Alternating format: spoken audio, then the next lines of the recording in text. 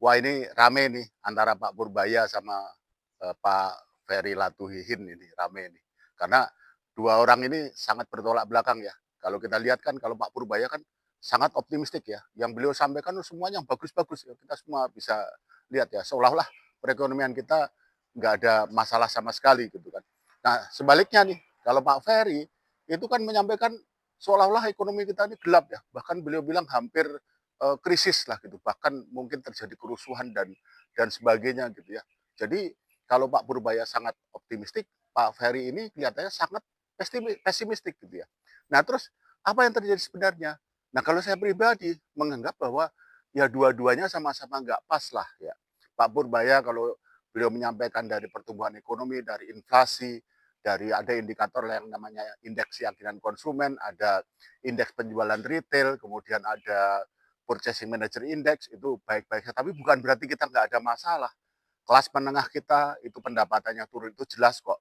Mal-mal itu banyak toko-toko yang sekarang tutup, kios-kios tutup itu kak nggak bisa kita kita abaikan begitu saja dan itu adalah pertanda bahwa perekonomian kita turun. Tapi apakah kemudian itu sampai sedemikian parahnya sehingga kita mendekati krisis? Saya kira nggak juga lah ya. Paling tidak belum lah tanda-tanda ke sana lah. Pertumbuhan ekonomi pemerintah atau versi resmi menyatakan 5,1 atau 5,2. Ada yang nggak percaya. Oke lah kalau nggak percaya berapa? Katakanlah 4,8. Loh 4,8% itu pertumbuhan sekarang itu tidak jelek gitu loh. Nah jadi kelihatannya dua pihak ini yang satu terlalu optimistik Pak Purbaya, yang satu terlalu pesimistik Pak Ferry gitu ya. Nah apakah ini jelek? Enggak. Yang perbedaan pendapat seperti ini kan bagus. Karena apa? Kalau orang-orang yang optimistik seperti Pak Purbaya itu kan seperti yang ngegas terus. Nggak ada remnya gitu kan. Kebijakan fiskalnya, kemudian utang dan sebagainya. Mungkin kalau dibiarkan terus nanti bisa nggak ada remnya. Nah sebaliknya, kalau seperti Pak Ferry mungkin ngerem terus gitu ya. Nah yang kita perlukan dua-duanya.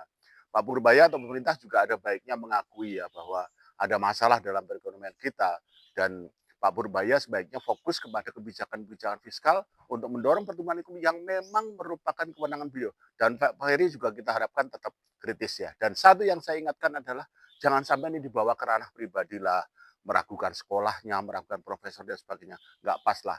Mari perdebatan itu kita batasi sampai pada tataran substansi saja, tidak masuk kepada ranah pribadi.